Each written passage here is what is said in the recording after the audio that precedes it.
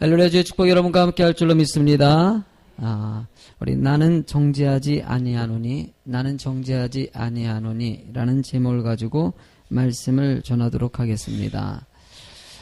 사람이 살아가면서 선행과 하나님이 기뻐하는 말씀 중심의 삶을 살아가는 것은 참 우리가 그렇게 살아야 되지만 그렇게 쉽지 않다는 것을 늘 보게 하시죠. 그래도 우리는요, 하나님이 기뻐하는 모습을 만들기 위해서 늘 애쓰고 노력해야 되는 것입니다. 오늘 본문의 말씀에 정죄하지 아니한다. 예수님께서도 정죄하지 아니했으니까 어쩌면 너희들도 정죄하지 말라라고 얘기하는 것이죠. 쉽게 하면 나를 비판한다든지 남을 판단하지 말라고 얘기하는 것이겠죠. 우리 생활 가운데 판단하거나 정죄하는 일 있을까요? 없을까요? 너무나도 많이 있습니다. 정말 많이 있습니다. 때로는 오해 때문에 올 때도 있고요. 누군가 조금이라도 잘못하면은 우리가 비판하고 때로는 욕까지 할 때가 있지 않습니까? 이 모든 것들을 주님께서는 하지 말라고 얘기하는 것이죠. 그것이 상대방이 잘못된 것을 그러면 지적하지 말라 이런 뜻이 아닙니다. 이런 비판하고 정죄하는 사람들의 그 속에 악한 마음이 들어있을 때 그런 일들이 진행된다는 거예요. 이해가십니까? 악한 마음이 비판하고 정죄하는 거죠. 잘 되고자 하는 말들이 있습니다. 만약에 우리 학생들도 있지만은 내 자식이 잘 자라기 위해서 잘못된 것을 교훈한다는 것이 있습니다. 근데 우리는 교훈하는 것과 비판하는 것을 자꾸 헷갈려 하시는 거예요. 교훈과 비판은 다른 것입니다. 잘못된 것에 대해서 잘 고쳐져서 올바른 길로 가게 만드는 것은 참 좋은 것이지만 그것을 이용하여 가지고 비판하는 경우가 있다는 것입니다. 저 사람 저 얘기 안 해주면 날마다 저대로 살 거 아니냐고. 그래도 잘못된 것은 지적해줘야지 라고 얘기하지만 실제로 마음에 깊숙이 살펴보면 그 속에 잘못된 마음의 성품을 가지고 있을 때 그것이 비판으로 만들어지더라는 것이에요. 여러분들, 하나님은 뭘 원하시냐? 그 속에 용서하는 마음이 있을 때 비판이 아니라 아름다운 이 관계가 이루어질 수 있다고 얘기합니다. 정말 나쁘고 못되고 나를 힘들게 만들고 잘못된 사람이 있더라도 그 모든 사람들에게 관계를 통해서 온전히 세워지길 원하신다는 거예요. 중요한 관점으로 최종적으로 간다면은 하나님과의 관계로 넘어갑니다. 하나님과 여러분들의 관계가 어떠냐는 것을 물어보는 거예요. 생을 살아가면서 하나님은 뭐 사람들과 여러분들과 저와 관계도 있고요. 뭐 가족들끼리 관계도 있고요. 다 있겠죠. 그러나 중요한 것은 하나님과의 관계예요. 하나님과의 관계가 늘 동행하고 늘 가까이하고 늘 은혜 가운데 살아가기를 원하시는 것이 하나님의 뜻이거든요. 근데 왜 비판합니까? 사람들과의 관계에 집중하기 때문이에요. 사람들에게 집중하고 다른 중요한 하나님이 아니라 그 다른 것을 더 많이 신경 썼을 때 그 일이 나오더라는 것이에요. 여러분들, 루터는 이렇게 얘기했습니다. 모든 창조 질서에 순응하는 일이 용서다라고 얘기했어요. 그러니까 여러분들이 세상이 힘들게 만드는 조건이 있고 좀 마음에 안 드는 거 있으면 그냥 용서하고 하나님을 바라보는 것이 믿음이다라고 얘기하는 것이죠. 웨슬레, 너무나 참 유명하시고 훌륭한 설교가시죠. 그분도 이렇게 얘기합니다. 그리스도인의 생활의 전부가 용서하는 마음을 가진 관계라고 얘기하고 있어요. 여러분, 우리가 관계가 너무나 중요한데, 그러니까 하나님과의 관계가 올바로 쓰고 사람들의 관계가 온전히 이루어지길 원하는 거, 이거 단순한 이 한 가지예요.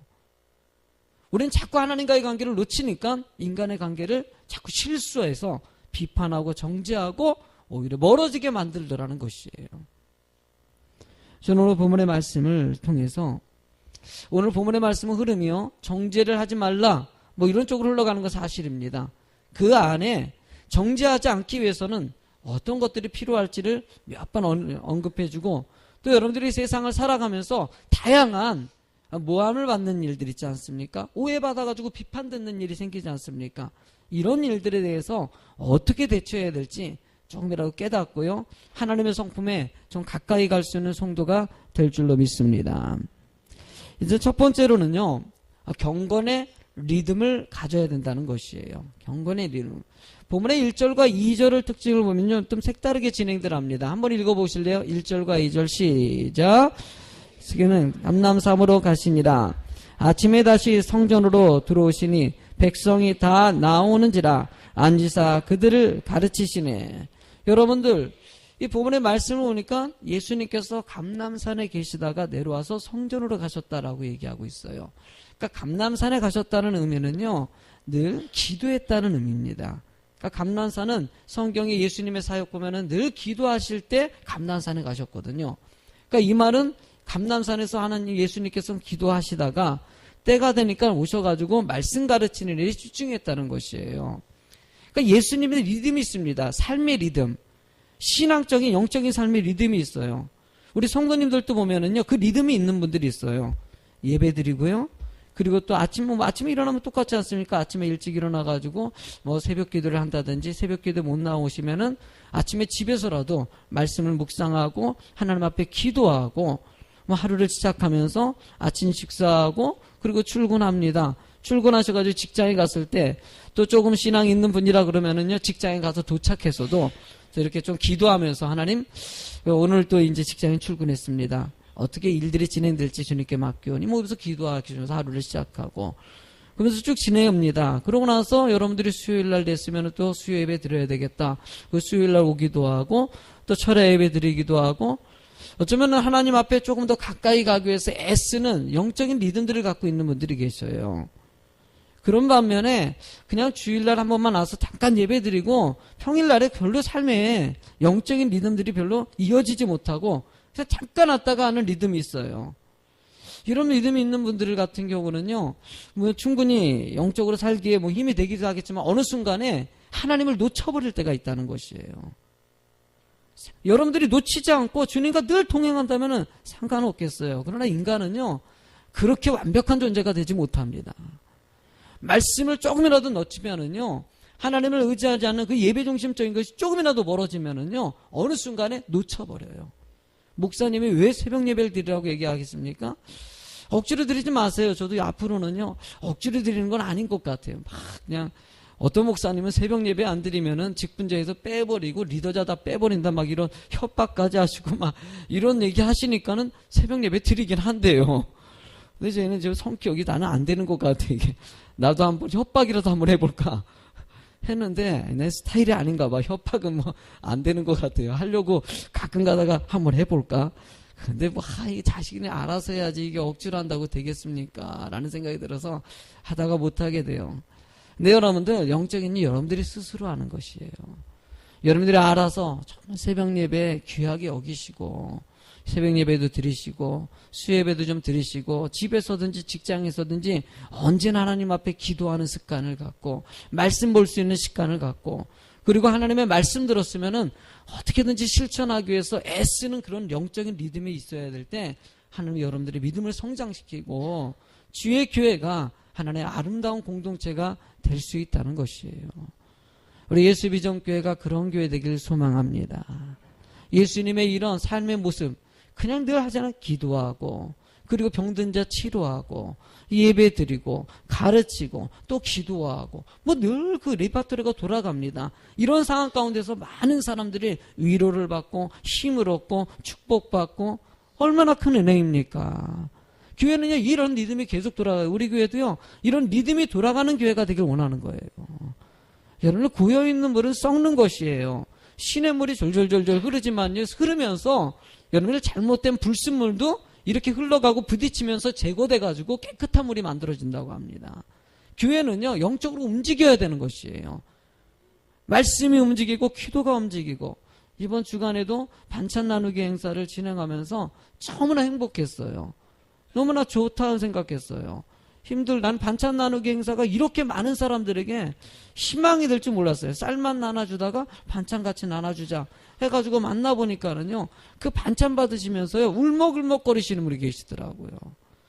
이게 사실은 우리야 넉넉해가지고 먹을 거 이렇게 많이 사다가지고 아니면 돈이라도 있어가지고 반찬 가게 가지고 반찬을 사 먹는데 어떤 분들은 그 반찬도 없어가지고 우리가 이게 한다고 해서 수고하고 물질이 얼마나 좀 많이 들어가긴 하죠. 이런 일에 하는데 돈이 안 들어가겠습니까? 좀 많은 돈이 들어가긴 하죠. 그 돈이 들어가지고요, 한 50명에게 그날 저녁 반찬에 좀 희망을 심어줄 수 있고 기쁨을 줄 수 있다면 얼마나 좋은 일이겠습니까? 난 하나님 은혜가 이런 일도 하고 이렇게 좋은 일 하면서 서로 그 사람에게 희망을 심어주고, 또 성도님들이 모여가지고 또 기도하고 예배 드리고 여러분을 전도하고, 여러분들 저는 우리 교회가 이런 리듬이 계속 이렇게 흘러갈 수 있는 이런 교회 되길 소망하는 거예요.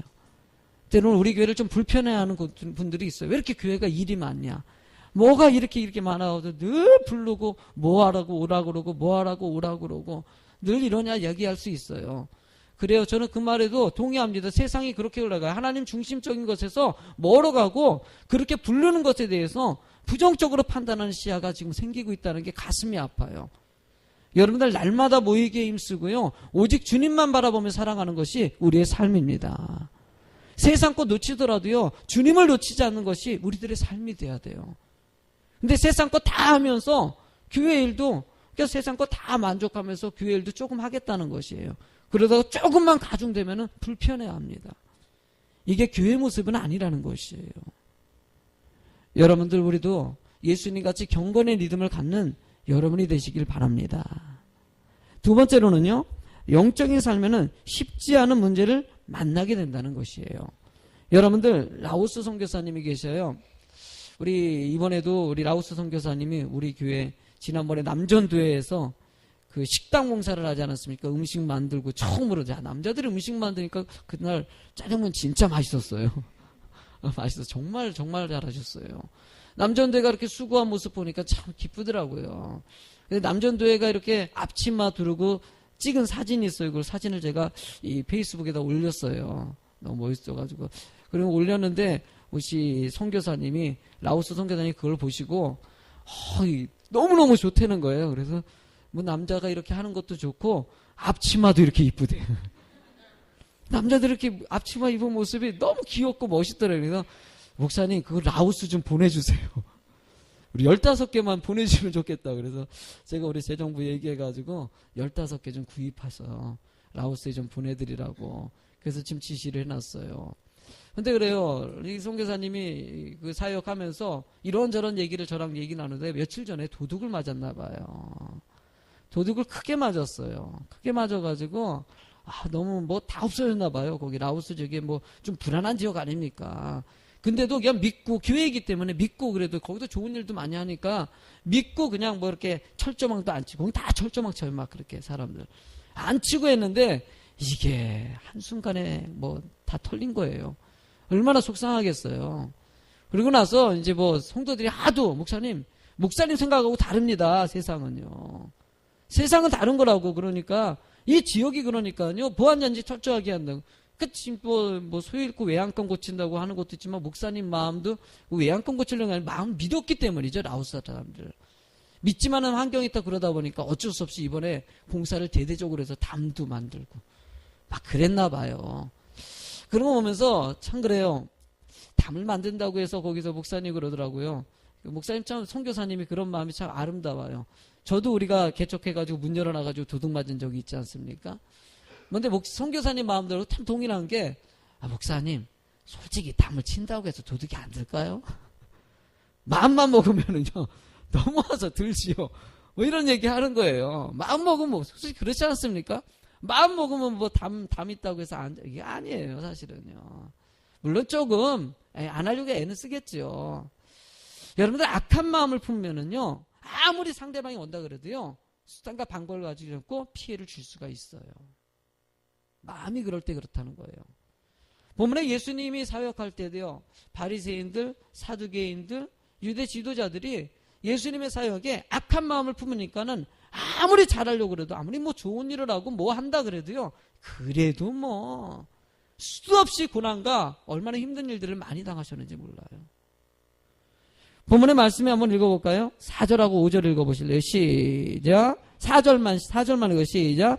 예수께서 말하되, 선생이여, 이 여자가 간음하다가 현장에서 잡혔나이다. 여러분들, 예수님에게 현장에서 간음한 여자를 데려왔어요. 여러분 이게 여기서 봤을 때는 그랬나 보다 라고 생각할 수 있는데, 여러분 2000년 전에 팔레스타인 지역에 이스라엘 지역에는요 창녀가 없었습니다. 간음을 할 수 있는 구조가 많이 없어요. 거의요. 근데 지금 법정에 간음한 여자를 데리고 가는 일도 거의 없는데 예수님에게 간음한 여자를 데리고 왔어요. 여러분 이걸 가지고 성경의 학자들이 푸는 것은요 모함이라고 풉니다. 모함. 쉽게 얘기하면 당시의 바리새인들이라든지 이 모든 사람들이 예수님을 갖다가 함정에 집어넣으려고 어쩌면 이 창녀 사건을 만든다는 것이죠. 어떤 여자를 대상으로 해가지고 조금 행위가 좀 옳지 않고 좀 문제가 있는 여자에게 어떤 남자에게 뭐 쉽게 얘기하면 돈을 좀 주고 당신의 그 여자 남자는 지금 여기 남자는 등장하지 않지 않습니까? 남자를 등장시켜가지고 그 여자랑 같이 이렇게 좀 관계를 몰래 갖게 해가지고 사람들이 급습한 거예요. 이미 짜놓은 각도에서 진행하더라는 거예요. 그래가지고 그 여인을 끌고 온 것이지 이런 상황에서 그냥 진행되는 경우는 거의 없다는 것이에요. 여인을 끌고 온 이유가 뭡니까? 5절 말씀에 이렇게 얘기합니다. 5절 시작. 모세는 율법에 이러한 여자를 돌로 치라고 명하였거니와 선생은 어떻게 말하겠나이까? 여러분들 그러면서 이 여인 끌고 와가지고 이 바리새인들이 하는 것은 성경 모세 율법에 보면 여자를 간음하다 걸린 여자는 돌로 쳐서 죽이라고 얘기했다고. 여러분 이런 일들이 당시에 뭐 창녀들도 없고 있을 수 없는 일인데 예수님이 사역할 때 하필이면 가르치려고 성전에 왔을 때 시각이 기가 막힙니다. 뭐 이건 짜놓은 것이죠. 뭐 기가 막히게 맞아떨어집니다. 예수님께서 가르치려고 하는 그 시기에 그렇게 안 걸리던 간음한 여자가 거기서 현장에서 붙잡혀가지고 데리고 왔어요. 이유는 딱 한 가지예요. 예수님 말씀대로 가르치시는 당신께서 돌로 찍어 죽이라 그랬으니까 돌로 찍어 죽여야 되지 않냐고. 어떻게 하겠습니까? 물어보는 거예요. 여러분들 성경 말씀을 지켜야 돼요? 안 지켜야 돼요? 우리는요? 아니 지켜야 돼요? 안 지켜야 돼요? 지켜야 돼요. 안 지킬 거예요? 지키셔야죠. 말씀대로 살지어다. 구약의 말씀 보니까 돌로 찍어 죽이래요. 자, 돌로 찍어 죽이라고 하는데 예수님께서는 어떻게 해야 될까? 여러분들 이 삶에는 이런 문제가 생겨요? 안 생겨요? 수도 없이 생긴다는 거예요. 예수님은 지금 어떻게 따지면 위기를 만난 거예요. 엄청난 위기예요. 당시의 법을 보면은요, 만약에 예수님께서 로마법에 맞춰가지고 그 여인 뭐 죽이면 무슨 상관이 있겠어요? 뭐 죽이면 되는 것이죠. 그 여자 돌로 쳐서 죽여라! 예수님께서 얘기하면은요, 율법에 맞는 행동을 한 거예요. 구약의 율법에도 모세의 말씀에도 한 거니까. 그런데 당시에는요, 이스라엘은 로마가 다스리는 지역입니다. 로마법이 있어요. 율법이 있는 반면에 로마법이 있는데, 로마법으로 봤을 때는요, 이스라엘 사람이 스스로 자기 백성들을 죽이지 못하게 돼 있어요. 만약에 이스라엘 사람을 함부로 죽이면요, 로마의 법을 어기는 거예요. 너희들 스스로 사형제도를 할 수 없게 만들어 놨어요. 그러면 예수님이 돌로 쳐서 죽이라 그러면은요, 예수님은요, 로마법을 어기게 되는 거예요. 그 예수님이 로마 법정에 끌려가게 돼요. 너 왜 죽였냐? 지금 예수님인데 이걸 알아요, 몰라요? 알고 있죠. 이거 죽이면 이거 참. 그리고 또 하나의 문제는 예수님은 늘 용서해요. 70번씩 7번 용서하라고 얘기했거든요. 죄진 사람 뻔히 데리고 와가지고 70번씩 7번 용서하라고 했는데 보자는 거예요. 당신 진짜 용서할 건지. 용서하면은요, 어떻게 합니까? 모세율법을 어긴 거가 돼서 사내들인 공회, 쉽게 하면은요, 이 이스라엘의 법정에 서게 됩니다, 또요. 이렇게 해서가지고 출교를 당합니다. 쉽게 하면 쫓겨난다 그래요. 법적으로 쫓겨나가지고, 이건 합리적으로 쫓겨나는 것이죠. 그냥 그렇게 해가지고 쫓겨나가지고 이 일들을 못하게 만들겠다는 어쩌면 바리새인들의 엄청난 머리 굴린 거예요. 어쩌면 이것을 짜기 위해서요, 엄청난 노력을 했을 거예요, 이게. 이거 해가지고 여자 준비하죠. 법 다 확인하죠. 뭐 해가지고, 야, 요거 딱 좋다, 요거 사용하면은 예수님 그냥 바로 걸려드린다. 여러분들, 주님이 우리들에게 원하는 포인트는 다 뭐냐면은요, 문제가 생겼을 때 문제를 푸는 것이에요. 문제를 푸는 것이에요. 어떻게 문제를 풀어가느냐, 이것에 관점이 있어요. 근데 어떻게 풀어갑니까? 여러분들 수학, 우리 학생들 많이 있는데 학생들 수학 문제를 잘 푸는 방법이 뭘 것 같아?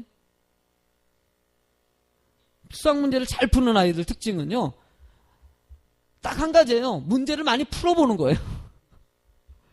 문제를 시험 학습지 같은 거 보면요, 다른 문제들을 많이 풀어보는 거예요. 그러면요, 그 문제 풀면서요, 이게 수리 능력이 나아지게 돼 있어요. 그래서 다른 문제가 와서 빨리 푸는 것이요. 수학을 갖다 못 푸는 애들은요, 문제를 많이 풀어보지 않은 애예요.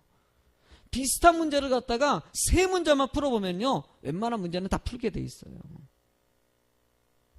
여러분들 쉽게 하면 여러분들이 신앙생활에도요, 문제가 만났을 때 문제를 푸는 방식은요, 여러분들이 여러 문제를 풀어보셔야 돼요. 어쩌면 이런 시간, 여러분들 이 예배 시간은요, 이런 예습하는 시간이 될 수 있어요. 할렐루야. 여러분들이 이런 일도 생기는구나, 이런 모함도 받는구나, 이래가지고 이렇게 해서 이래가지고 난처한 일도 생기는구나, 이런 연습을 하는 것이에요. 풀고 또 풀다 보면 막상 여러분들의 생활 가운데 이런 일들이 닥쳐요, 안 닥쳐요? 닥쳤을 때 여러분들 그때 긴장한 갑자기 그냥 이거 당황하고 막 이럴 것이 아니라 차분하게 문제는 푼다는 거예요. 만약에 내가 예습해서 문제를 잘 몰라요. 그랬을 때 어떡합니까? 누구에게 찾아가지 않습니까? 선생님에게 찾아가서 선생님 이거 어떻게 풀어요? 학생들은 물어보는 것 같이 때로는 그럴 수도 있고요. 하나님께 기도하면서 물어보면서 답을 찾아간다면 분명히 모든 문제에는요, 답이 있습니다. 따라합시다. 모든 문제는 답이 있다. 걱정하지 마세요. 막 문제 만났을 때 어떻게 막 그냥 저요, 성도님들 얼마나 많이 만나겠습니까? 저한테 와가지고요, 성도님들이 상담할 때 여러분들이 참 성도님 어떤 분 오자마자 목사님 엄마 그냥 보자마자 여기서는 편안히 들어오세요. 오셨어요? 편안히. 문 안에 들어가자마자 얼마나 힘들겠어요. 얼마나 힘들겠어요. 그분이 여기 안 계셔서 2부 예배 때는 그 얘기 못할 것 같아요. 그래요. 얼마나 힘들겠어요. 얼마나 마음 아프시겠어요. 이런 분들이 그분만 있을까요? 다 있어요. 어떤 분은요, 솔직히 그분은 좀 표현하신 거고요. 표현 안 해도 눈빛에서 이미 말해서 느껴져요. 너무나 힘들다. 너무나 힘들어서 지금 견디지 못하겠다라는 게 느껴져요. 그때 여러분들 두려워하지 마, 당황하지 마세요. 문제는 답이 있어요. 답을 찾으세요. 여러분들 이 문제를 통해서 예수님은 딱 한 가지, 우리의 잘못된 죄의 근성, 하나님과의 관계를 보기로 하셔요. 거기 일어난 사건은 그렇게 중요한 것이 아니에요. 이런 일 저런 일 생기고 있어요. 하나님은요, 답을 어떻게 찾아가냐? 관계입니다. 누구와 관계? 하나님과 나와의 관계. 이 문제는 일단 중요한 게 아니에요, 사실은요. 여러분들 삶을 살면요, 그거 그렇게 중요한 게 아니에요. 저요, 가장 힘들었을 때 암에 걸려. 난 그때 생각하면 창피하죠. 암에 걸려가지고요, 나 정말 울었어요. 한강 밑에 가가지고요. 지나가다 보면 그 한강 다리 밑이 자꾸 보여요. 내가 왜 저 밑에서 울었을까? 근데 정말 그거 병원에서 그 얘기 듣고요, 나오는데 참 그래요. 사람이 약해져요. 당황해져요. 이게 끝이구나. 여러분, 끝이라는 소리 들어보면요, 생각이 달라지더라고요. 나 들어보니까 그러더라고요.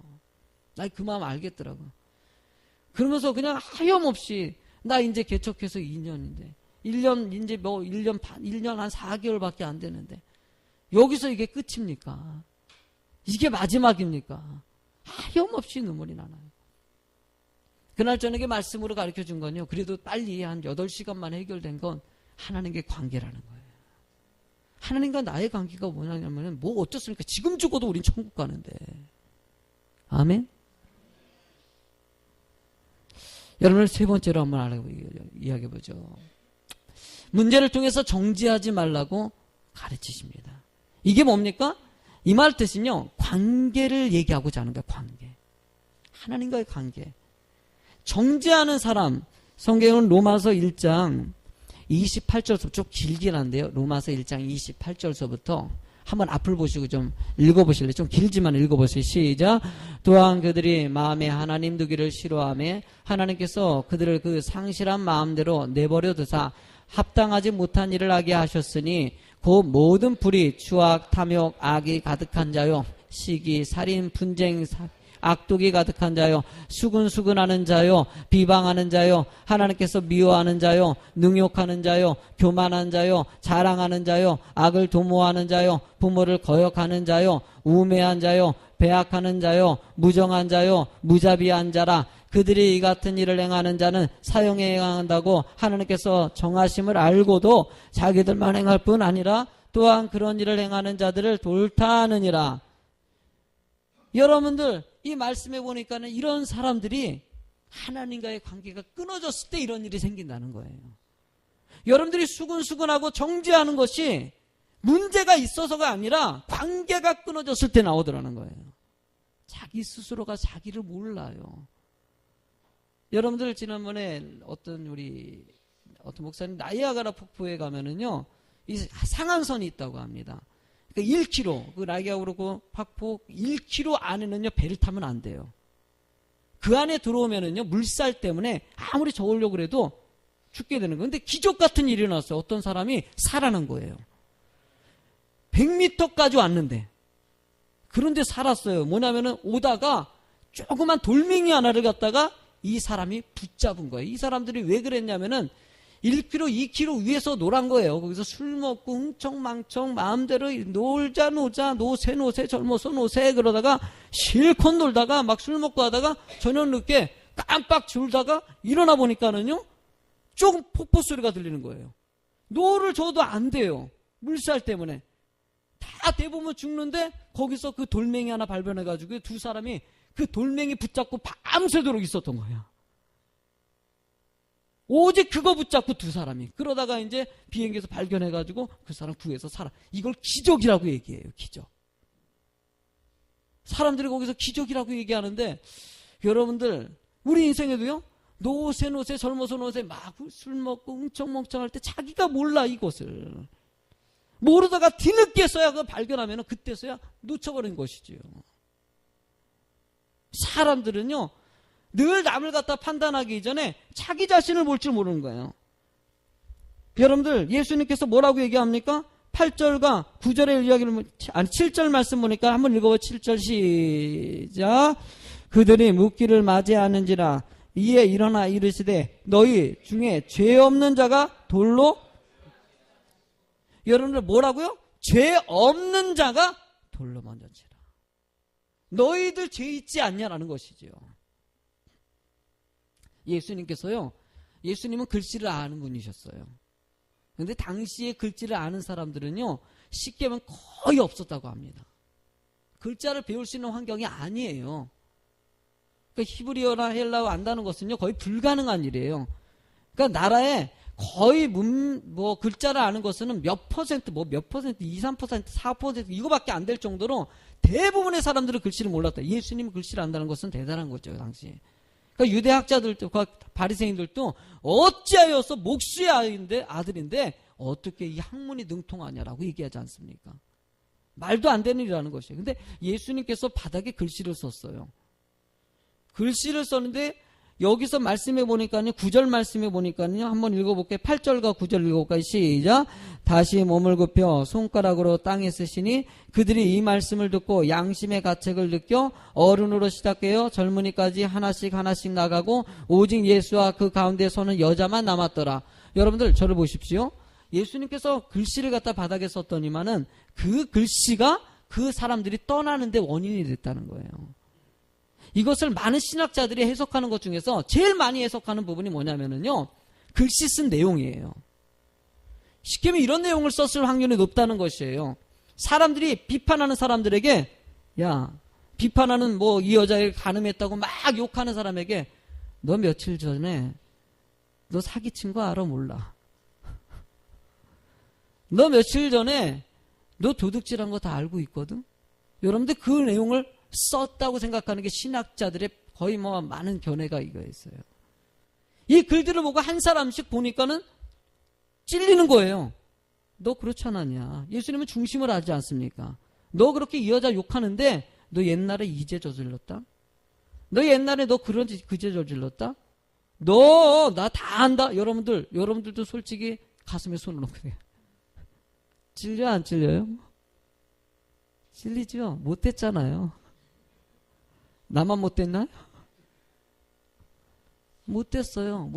나도 여러분들 보기에 박창훈 목사도 못됐어요. 나도 중심 보면요, 아이고 대책 안 쓰는 사람이에요. 자기가 자기를 몰라. 지금 저기 어떤 글 안에 올라왔는데 어떤 여자가 약간 술을 먹고요, 차에 탔는데 운전대가 없어진 거예요. 운전대가 없어가지고 언니한테 전화한 거예요. 언니, 운전대가 어디 갔어? 세상에 도둑놈이 운전대를 훔쳐갔다고. 경찰서에 신고해라고. 그랬더니 신고를 갖다 했어요. 그러더니 한참 있다가 경찰관이 와가지고 전화를 걸어줬어요. 이 사람이 자꾸 조수석에 타가지고 운전대 없다고 난리를 치고 있다고. 자기가 몰라 지금. 자기가 조수석에 타가지고 운전대 이걸 도둑질한 걸로 착각하고 있는 여러분들, 늘 남 원망하면서 자기 자신을 발견하지 못하는 거예요. 하나님은요, 여러분들이 스스로를 좀 보라는 거예요. 제발 좀 너 좀 봐라. 마태복음에 뭐라고 얘기합니까? 마태복음 말씀 보니까는요, 마태복음 7장 5절에 외식하는 자여 먼저 내 눈 속에 들보를 빼어라. 그 후에 밝히 보고 형제의 눈 속에 있는 티를 빼리라.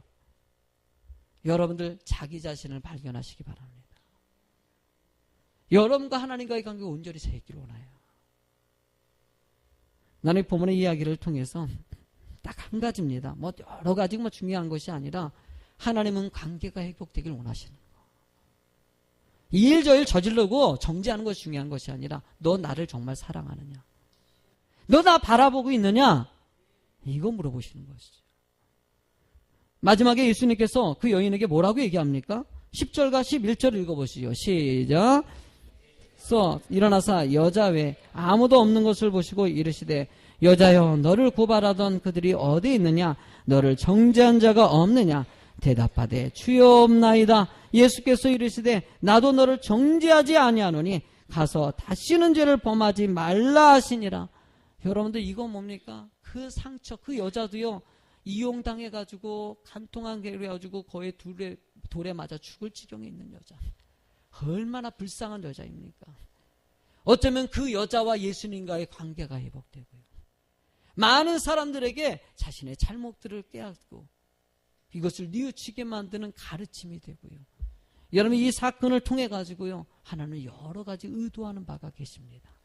나는 여러분들이 자기를 잘 보시고요, 하나님 앞에 온전히 서서 이 여인이 주님과의 관계를 이렇게 만들어가는 것 같이 여러분들도 깊이 있는 주의 관계가 만들어지는 주의 성도가 되길 주의 이름으로 축원합니다.